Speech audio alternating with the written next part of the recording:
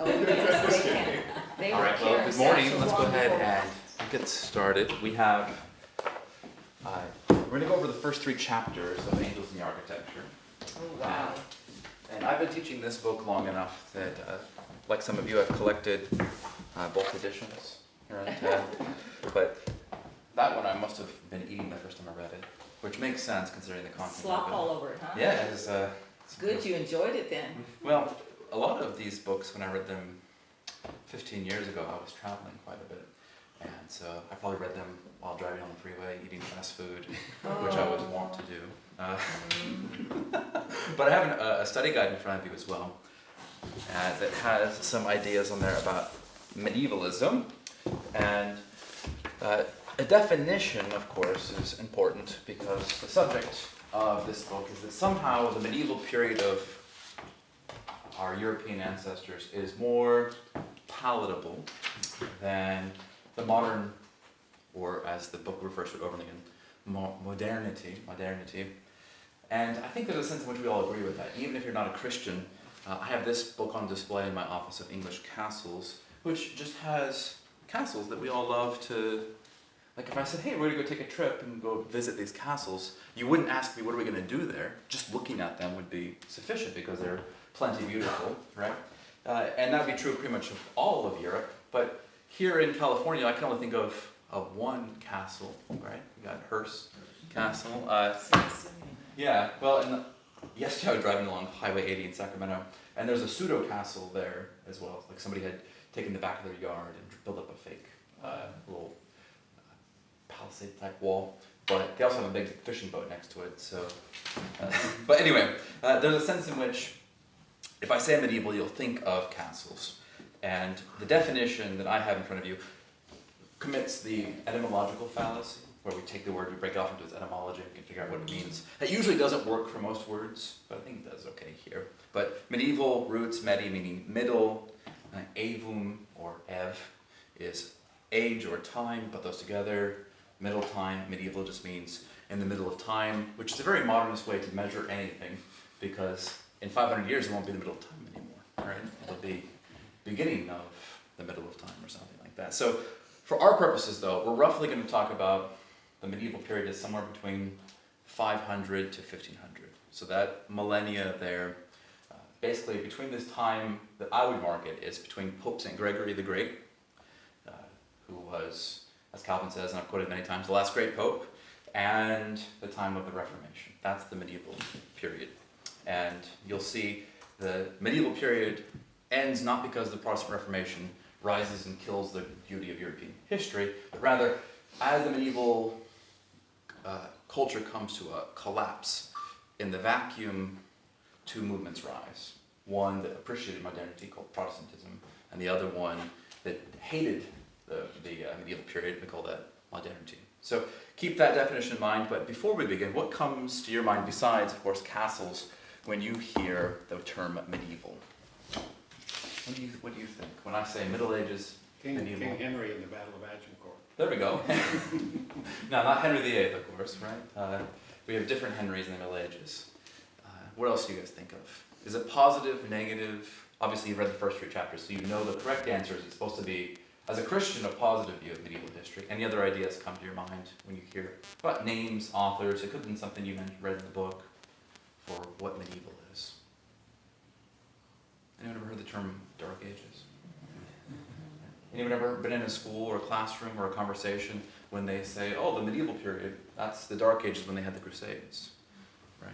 So there's this idea in our culture that somehow our Western civilization has gotten better since the medieval period, which the point of these opening chapters is that civilization was really bad at the time of Christ. The Christians came, and as the Christians rose to ascendancy, it got better. And the medieval period is the high point, and then as Christian values are discarded for paganism, humanism, modernity, civilization crashes, and we want to re-enter into the medieval period. Now this is my copy of the Divine Comedy. So many people, when they think of Middle Ages, they think specifically of Dante. And this book is special to me because when I was a brand new Christian, I was 16 years old, my high school English teacher who was not very friendly to Christianity, mostly because every single paper I turned in was trying to convert her to Christianity, right? Because I was, Well, good for you. yeah, I was converted by like the John MacArthur style Christianity, so everything had to be, like, for example, we had to do one literature project on a hierarchy of being. So it was supposed to be like a government or something like that. So I chose the hierarchy of the angels, and I went through like, oh, we have seraphim and cherubim. And she was like, you're supposed to have at least 7 categories in yours. And I had to write this whole rebuttal to her about there aren't 7 categories of angels. But at the end of the year, after all year of us being kind of combative with one another, she said, I have a gift for you. And she gave me a copy, this copy, of the Divine Comedy, which is, anybody watching this is going to say, what translation is it? And we won't say it because I don't want the criticism. But this one has a lot of fun illustrations in it that when I first opened up the book, I had no concept that this could be a Christian book. And because I hadn't been raised in any type of classical literature, I had no idea that Dante was considered like a touchstone in Christian ideal. And I was very confused about why this teacher had given this to me. So I came back to her and I said, what is the Divine Comedy? And she said, oh, it's a great Christian poem. Every Christian should read it. And went to my church, and evangelical church. I said, anybody read the Divine Comedy? No. And there's something about my experience that is probably relevant to most of evangelicals in that we don't know what's good because it's never been on the table. Now I would say this is great. Everybody should read it. I read to my children. They don't always understand everything happening there. But when we talk about medievalism, we have to throw away what we think we know about it and accept maybe it's good and I don't know it's good. So on your page, though, I have some key figures to pay attention to. Obviously, the second one there is the gentleman who wrote the Divine Comedy. And I think it's helpful not because his book gives us a definition of what Christianity is, but it happens in the middle of that period between 500 and 1500. So it gives you, this is what the culture, when it's thoroughly saturated by the church, by Christianity, by the Bible, this is the kind of literature they'll produce. So Dante, 1265 to 1321, Italian poet famous for the Divine Comedy, which reflects medieval Christian values and worldview. So through here, you have to kind of be a big history buff to make sense of the Divine Comedy, because there's a lot of allusions to contemporary historical figures. You have to know your classic poets, right?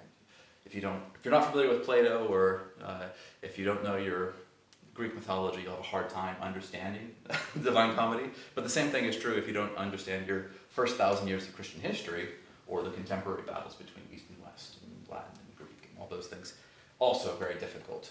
So why is it that this was so popular almost 900 years ago, and yet today, somebody who is in an advanced placement or a college-age literature class can't really understand the Divine Comedy? What's happened to our culture? I think that's one touchstone that says so much of our Christian culture has been hollowed out for the sake of modernity that we can't even sink our teeth into what Christianity has produced historically because we have no foundation to understand it. So this book, The Angels and Architecture, wants to start with the presupposition the medieval period was good. The other key figure here is St. Thomas Aquinas.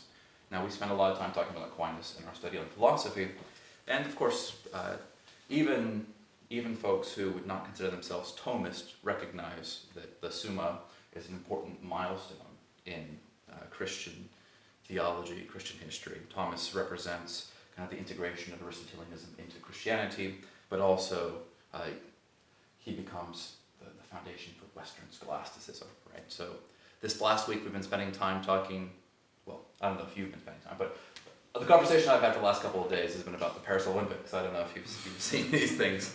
But to look at that display, which I'm sure you all have seen the news, obviously that's modernity, right? That's paganism, that's all of that. But Thomas Aquinas studied in Paris. Right? For 2,000 years, Normandy or the Gauls, right? This has been the place of Christian civilization. And so Thomas Aquinas was a big, important touchstone there. many who came after him continued to build on that civilization. So him living there in the 13th century represents kind of this, if you build a Christian culture, you continue to develop intellectual juggernauts, not weaklings. So that's a helpful thing. So in your book, I'm going to have some trouble doing page numbers. I looked at our editions, and we're about one page off, I think, between the green book and the gray book, or the white book. But I have the digital version. I should have brought over an extra copy of the white one to make sure of page numbers. But in the first chapter, Wilson and Jones go through the idea of modernity. So I think it's page 15 for chapter 1 in the white book, 17 in the green book, or the gray book. This won't be confusing at all. And so he says, first paragraph, I'm just going to read it to you. Modernity or medievalism, this is admittedly an odd choice on the topic of this admittedly odd book. But our place in history appears to be the only choice before us. History has shown us all the options, nothing is fresh, and everything new either fades away or turns out to be just another shadow of modernity. This book aims to answer the question above by defending the impossible Christian medievalism. So there's something in our history that we're going to return back to. Now this is not antiquarianism. We're not trying to return back to the churches and reconstruct Latin as it was spoken in the 14th century and do cosplay or something like that, but rather the values and the worldview that produced a Christian culture. So in your study guide, we have some contrasting ideas here, and he goes through a couple of these more humorously than I do, but I think it's helpful to look at these parts of society, and then as you pay attention to the rest of the book, you'll be able to figure out which Christian pieces from the Bible today get put to these. So section 1 on your study guide says community and social structures. So the medieval period emphasizes a strong sense of community, primarily through the church. So emphasize strong sense of community, clear social hierarchies. So what are the social hierarchies in the medieval period? We have the religious social hierarchies. We have pope, archbishop, bishop, priest, deacon, that kind of religious social hierarchies. But you also have political social hierarchies. You have kings, obviously as regents, but you also have a democratic sense of hierarchy as well. People who own land, we would call it lords, and different titles exist throughout different European countries, whether it's dukes or duchies or whatever you want to break up in each individual European country. But there was a sense in which not every person had equal standing before every political figure. Owning land made you different, who your parents were made you different, how much money you had, how many people lived in your property. Those type of things created real hierarchies. Dr. Rushton would describe the European medieval period as feudal, F-E-U-D-A-L, so feudal society. And again, that's a word that brings up negative connotations, because as moderns we're taught that the feudal system is just like the other ancient systems, like the caste system of India, right, where you have a big pyramid of hierarchy, and you have the ruling class. Of course, in India you have the ruling class being the Hindu supremacist priest type people, the middle class of warrior castes and priest castes, and then the Shudra castes of all the peons, of the people who work and are stuck in the cycle of that. And then even below the working class, you have the untouchables, the people who are cursed and live in today squalor, and their entire job is recycling garbage. And so people take that type of pyramid of hierarchy and say that's what the medieval system must have been like, because they have a king, and they have a priestly class, and they have a warrior class. So you have the bishops, and you have the knights, and then you have the serfs as some kind of working class that the top of the hierarchy abuses to get their cause, right? But it's not, feudalism isn't that same type of system. The structure of medievalism certainly can be arranged in a pyramid, but it's not that sense of exploitive hierarchy. The social hierarchy reflects the Christian idea of hierarchy, and it protects the serf. So big deal in European history, at least in England, what's the Magna Carta, where the church, the king, the landowners come together and covenant or constitution themselves together, protecting the serfs, protecting the landowners, protecting the religious state, this kind of separation of power, what Kuyper would later call sphere sovereignty, is an important part of the feudal system. And it works in the medieval period to protect the individual because the individual is made in the image of God, whereas in the Shudra system or the Vedic system of India, the individual is stuck in this karmic system. If they're a serf, it's because they were bad in the previous life, and they're lucky they're not a snail in this one, right? So the medieval period, though it has a hierarchy, as moderns were taught, hierarchy is bad, but Christians understand that there is a head of the church. He is king, he is high priest, right? We understand the Old Testament. There's always been a hierarchy. There's, in the Old Testament, captains and courts. So hierarchy is not necessarily a negative thing, but we see it very clearly federalized or covenanted in the medieval system.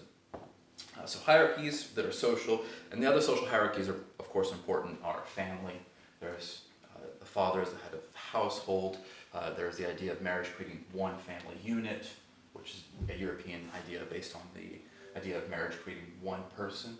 So you didn't have an individual woman and an individual man. You had a married couple being one family, and then children belonging to the family rather than belonging to the church or belonging to the state or belonging to the society. These are European hierarchies that come from a Christian worldview that we take for granted today, and as we see them evaporated with same-sex marriage or single motherhood, things like that, single fatherhood, that you'll see the effect of the disappearance of these social hierarchies. Okay, and then the last one I put in this is communal responsibilities. So everybody has a place in the medieval society, and not everybody's going to do the same thing.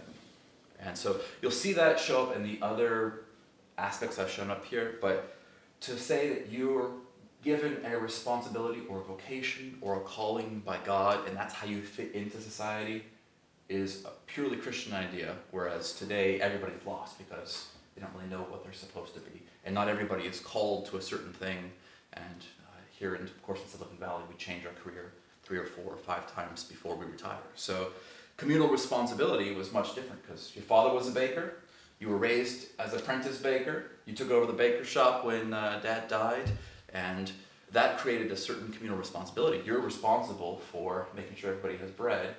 That sounds like a simple way to do it, but that also allowed the development of that particular technology, allowed the growth of that family, of that industry. That's how the trade was passed on. Now we've specialized communal responsibility so that nobody knows anything, and everybody just takes general ed and studies at CSU Chico and learns how to shotgun a Pabst Blue Ribbon, but cannot bake a loaf of bread, right? So we think we're smarter because we have centralized learning, but the decentralized communal responsibilities were actually better at apprenticing into vocations. That's why when we look at those castles, we think, how did they make those? How did they stick them together? How are they still standing? Some of those bridges even the Romans put together, those are reflecting of a community that passes down knowledge through communal responsibility. So important things there. And then society was often seen as an organic whole where each member had a defined role, contribute to the common good. Right? So common good, there's lots of Latin phrases to describe the common good used throughout the medieval period, but there is one that's very important. St. Augustine gives us the city of God. So everything every single person is doing is for the greater good of the city of God. So mother and father build a family for the glory of God because we're building the city of God. Baker and blacksmith do their best work because they're building the city of God. Bishop has to do a good job because he's accountable to the city of God. So that type of community and social structure gives a cohesion to everybody in their vocation. And I think we'd all agree that that's missing in our culture today. Right? Except in the Mormon church. Except in the Mormons, yeah. Well, especially like Warren Jeffs and FLDS, where they like assign you your job and all that. But I think that's largely because if the FBI is watching you, it forces you to preserve the common good of keeping the prophet from being arrested. But contrast that idea, and he gets into this here, critics or criticisms of modernity. And if you wanted to read direct sources for criticisms or advocates of modernity, of course you want to read René Descartes, so cogito ergo sum, the idea of individual rational mind, or Immanuel Kant, or Friedrich Nietzsche, so God is dead, that type of idea that the individual, the autonomous reason, those are the exact opposites of this communal common good of Christianity. So modernity, I wrote, criticized for fostering individualism and weakening social bonds. Right? So what are the ways that modernity weakens the hierarchy? It says, oh, no kings, no presidents. We believe, what's the motto of the French Revolution? Libertas, I'm going to say the Latin wrong. Liberty, equality, fraternity, right? Which we think liberty is the same thing as freedom. It's not, and especially didn't mean the same thing in France. Yeah, they forgot to add the fourth word, anarchy. Yeah, that's right. You know, the American Revolution is noted by returning to a constitution, a system of law. The French Revolution is noted by executing nuns. So they're very different ideas of liberty in each of those. But the social bonds are also weakened in the individualism, because when you take marriage and you split it from a unit for the kingdom of God, now introduce an idea like egalitarianism, that male and female are without distinction and they're ultimately equal in every aspect, including function, then you destroy the common good that was once there, weakening the social bond. And of course, that affects everything downstream. If being a mother is not enough, or if being a wife is not enough, being a mother is not enough, right, affects children, those type of things. So politically, familially, and also in the church, we don't need institutional church. We don't need bishops. We don't need a hierarchy. Modernity says every man can sit with the Bible himself, or sit with nature himself, or sit with pure reason himself, as we see in Kant and later. And we don't need the democracy of the dead, as G.K. Chesterton said it. So focuses on personal autonomy, and of course that leads to fragmentation. If everyone does what is right in their own eyes, as we've been studying in Judges, what happens? The other biblical sense in this is when you lead to this fragmentation, there's a quote in the book of Jonah where it says that they couldn't tell their right hand from their left hand, which I think is important too, that when you leave God, you lose the ability to determine truth and false. Yeah. Or if you grew up and you didn't do the Pledge of Allegiance, so you don't know which hand is your right and left. So the second section here, I think my clock stopped up there. Second section, spirituality and religion. We touched on this a little bit, but the medieval period values the central role of religion in daily life. Now, there's an infusion in European history with monastic identity here. So there's monks who are part of our communities, and you can hear the bells of the church. You can see them serving the church. You can see them by the medieval period. They've established universities. They've established hospitals. And so it was integral for the good of the common people to have religious people in them. It was also just the dominant cultural force in the medieval period in Europe. But the church provided moral guidance, social services, and a sense of purpose and meaning. They told you what was right and wrong. They gave you help when you made a mistake, and they told you this is what God made you. And once you remove that from it, what do you have left? Everybody chooses what's on their own. So modernity, its view of religion is secularism, secularism is not itself a worldview. Secularism is anti-Christianity, right? It's how do we remove Christianity out of the conversation?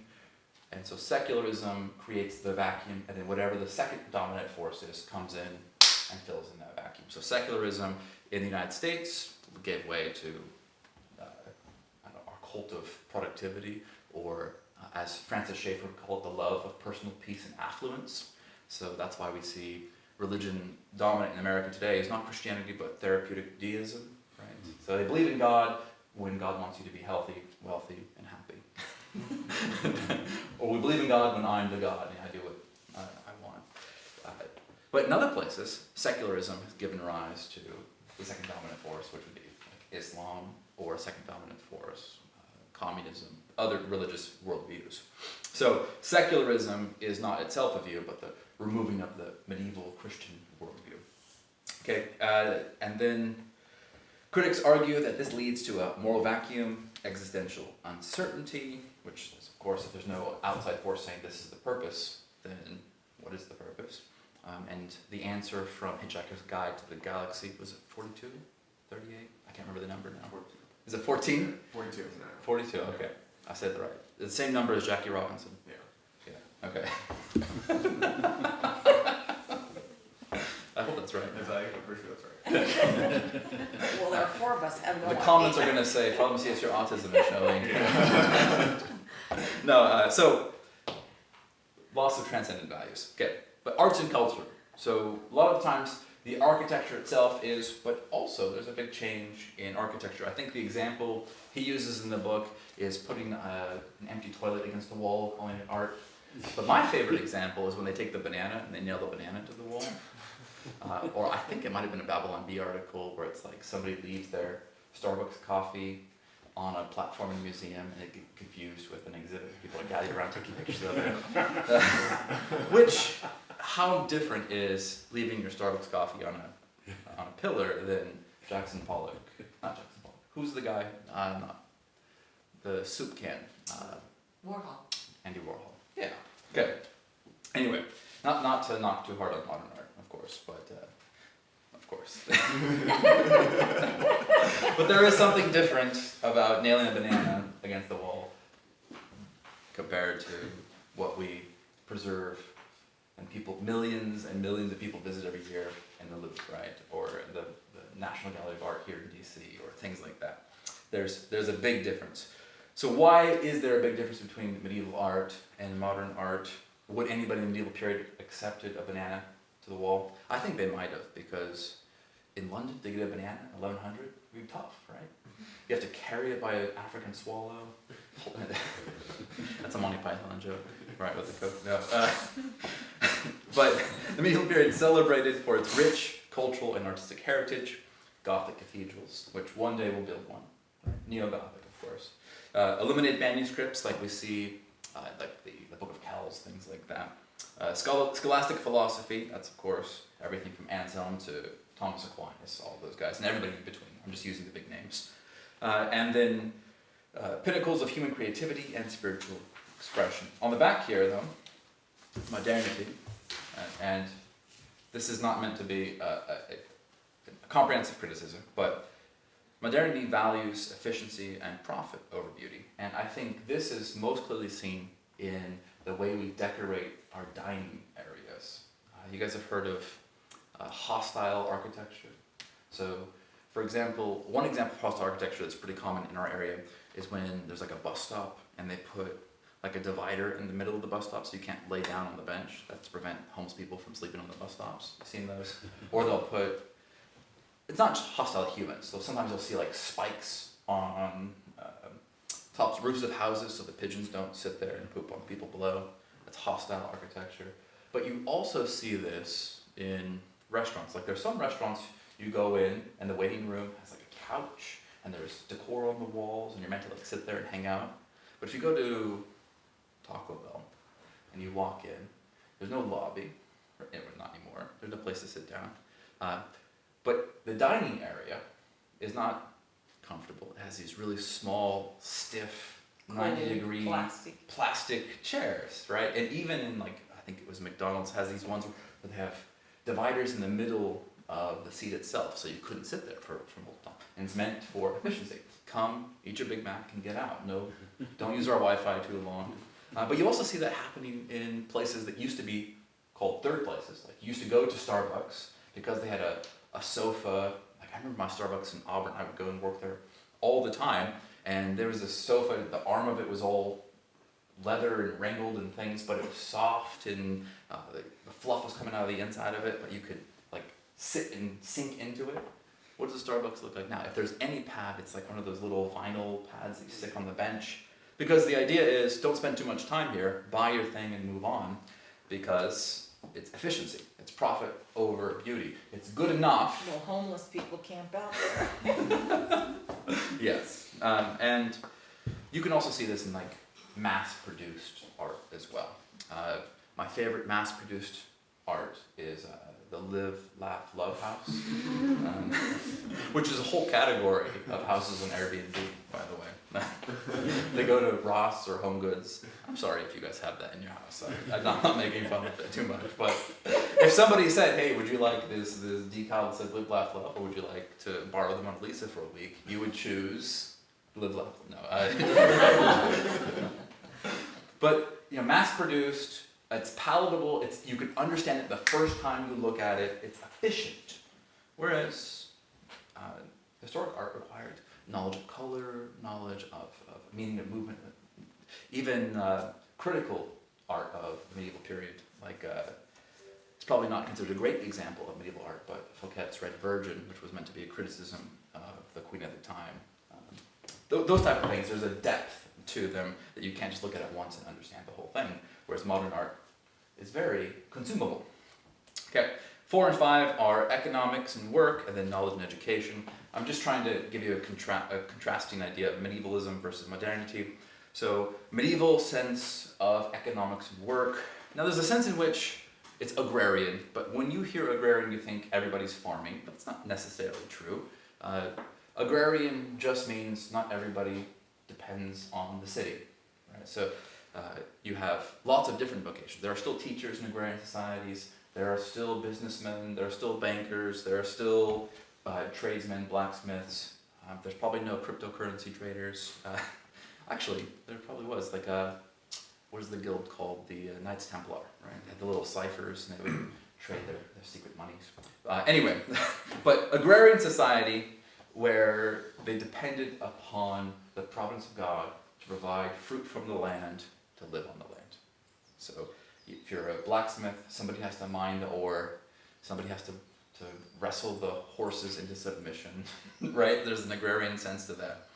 Whereas you and I, we live largely in a non-agrarian society where we can go an entire week or month without ever stepping on grass, right? Isn't that true? Like you could get up in your house on carpet, get in your car, go to the Safeway, go to the bank. You could never ever touch grass or dirt or anything. Toby needs it. Now, those of you who have pets, it may be different. But there's also a sense of guild systems, whereas guild systems were twofold. One, there were Christian societies of trades. So by being a member of the church, you were given access to clientele. People would hire you because you were the Christian blacksmith opposed to the gypsy who came in who knows how to do blacksmith things. But also, you got access to learning your trade because you were a Christian. You could join the union, the guild of blacksmiths. You can join the university because of your baptism. So there was an identity even in your work that was related to your faith. A Muslim man who wandered into Seville after the Spanish genocide of the Muslims would not be welcome to open up shop, right? So anyway, there's that part of work. There was a Christian identity to it, but it also promoted craftsmanship, quality, and sustainable living, meaning that the person who owned the shop on the corner, he would own it for the next 50 years, and his son would own it for the next 50 years, and his son. And so you had to do a good job, because if you ruined your reputation, you couldn't just leave. I think there's been statistics describing a medieval person that very few ever traveled more than a few miles away from where they were born, whereas it's very different for us. We can travel around the entire globe, but many of them were born and then would go less than 20 miles from where they were born the entirety of their entire life. They never stepped foot outside of the parish bounds where they were born, which is strange to think about, because you probably did that today. You would look at more than 20 miles this morning to get to here. But that created a different type of economic identity, right? If you were a cobbler, and for us moderns, cobblers are people who repair and make shoes, and they also live in trees, and they make fudge cookies. I think those are Keeblers.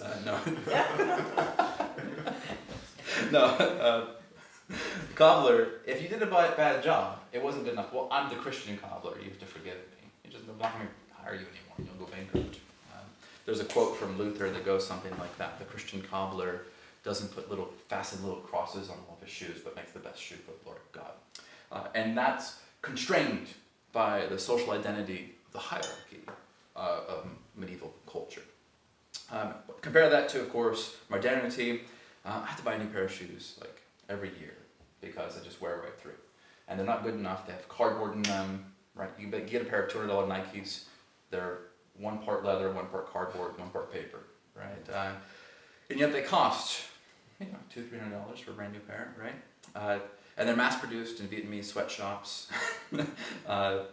And so modernity exploits the workers, it creates economic equality. The people who make the shoes in Vietnam could never afford to buy the shoes, right? That's an inequality. And then they profit off of selling the shoes, because in America we're taught this is what people with money buy, even though it's stupid. But we value that sense of identity over human well-being. Now, there's an argument to be made, of course, it's good for the people in Vietnam to have jobs. I don't want the starving children to die.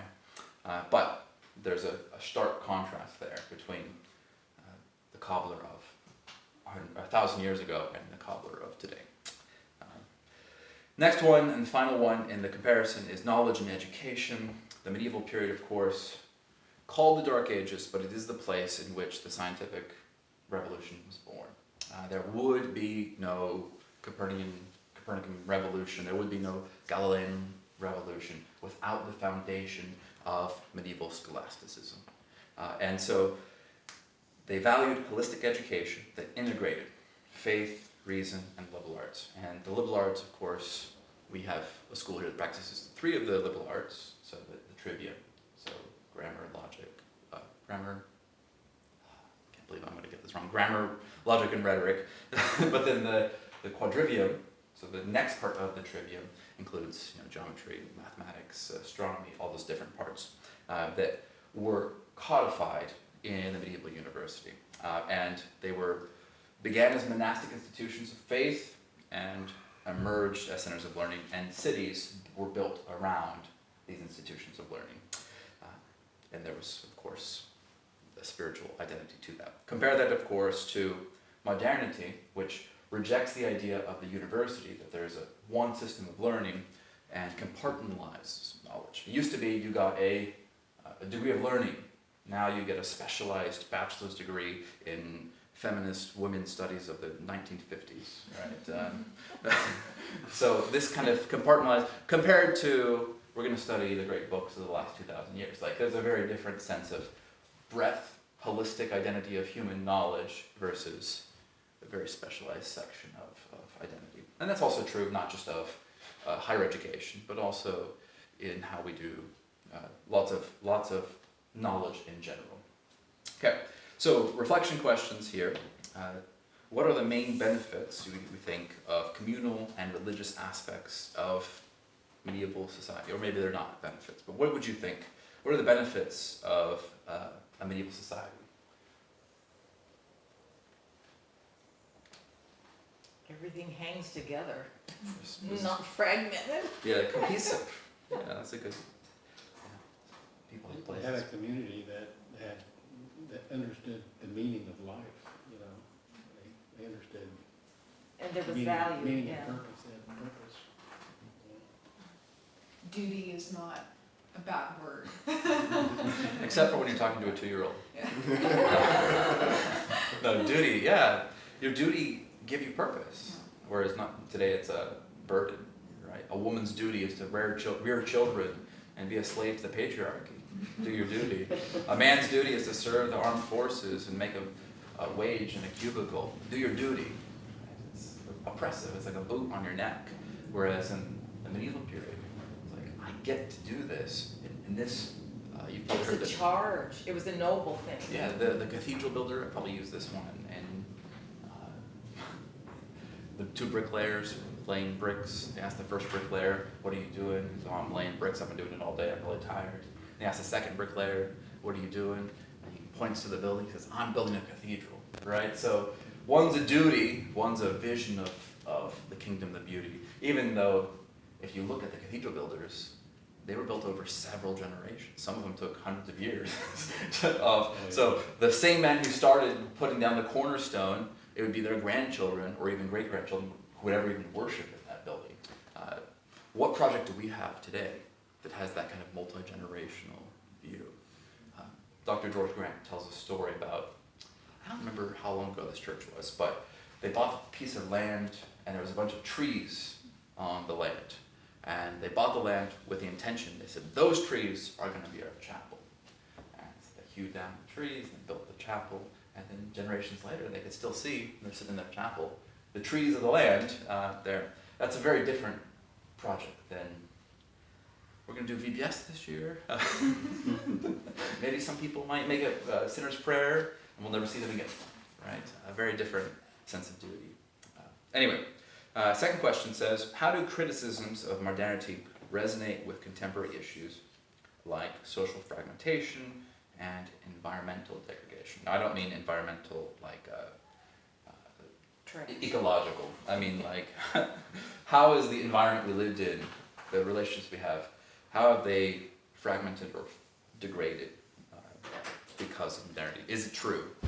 Can we say, because we've left the medieval period, that these things are the way they are? Hey!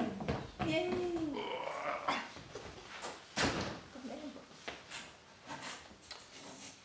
Or do we think are they true?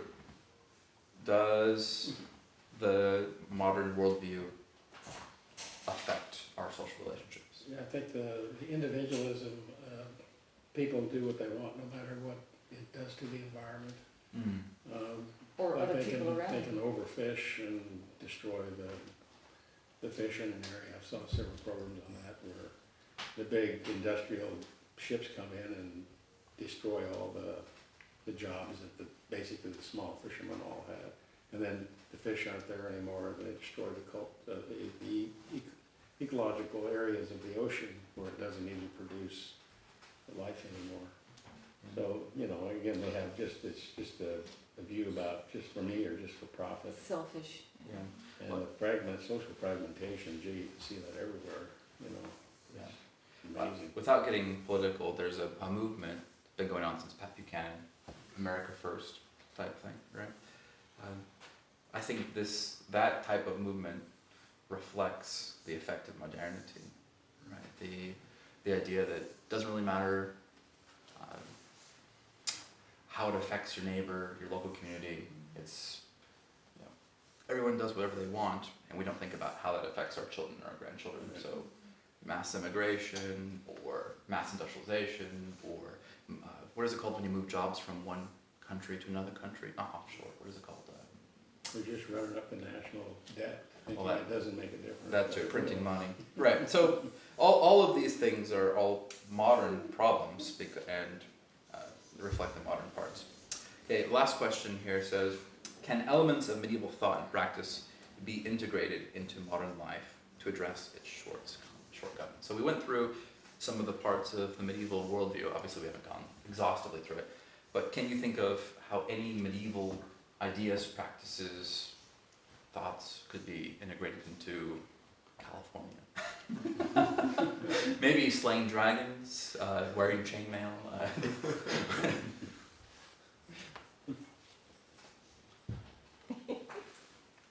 I think, I don't remember which chapter it was in, somewhere in the book, it was saying that we have to do this one family at a time, kind of, so looking at all of your day-to-day tasks is, how can this be for the glory of God, like the cobbler? Yes.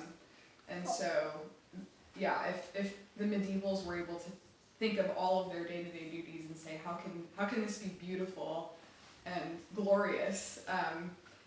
I think, yeah, it's like family by family, how can we just take the mundane and make it glorious? And That's good. Yeah. There's definitely a localism there too. Yeah. Right. Any other thoughts on other medieval things that could be brought into? What about religiously? Maybe we bring back bishops and priests as part of the social hierarchy.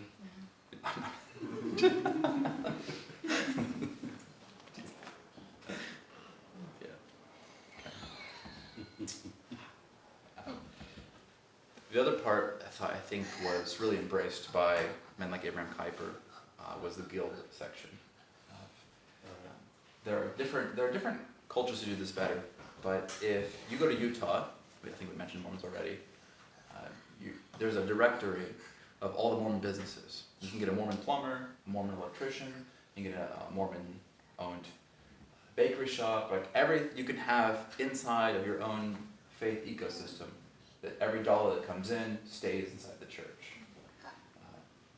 That's probably not true of us. I think our dollars probably go to Netflix and Starbucks and Costco, and they go off into the ether. There's not really an ecosystem of Christian commerce anymore. And even our gilding up, training up people. Our universities were once Christian, don't really produce Christians anymore. So, just those thoughts there. Further reading, if you wanted to know more about medievalism, this is a great book, and it goes through everything in the medieval period. It's called Medieval Literacy. It has a wonderful chapter here on the humors, which is how the medieval people thought the elements of society, fire, wind, earth, related to the food you ate and how sick you were. So those are fun things. But it also goes through how Plato and Aristotle's worldview played into their cosmology, and how they understood the world, the universe, those things. Other reading here, of course, the great primer on medievalism is the Discarded Image by Lewis, of course, Dante's Divine Comedy. You got to read all of them. And then Summa Theologica. That'd be a long process to read that one, but there's lots of intros to it. And then Thomas Cahill's How the Irish Saved Civilization is also a great effort. I heard that's a good book. It's a lot of fun. It doesn't focus necessarily on European medievalism, but how it was preserved in Ireland, which of course is relevant to us as Anglicans. But anyway, the next 3 chapters we'll discuss next week.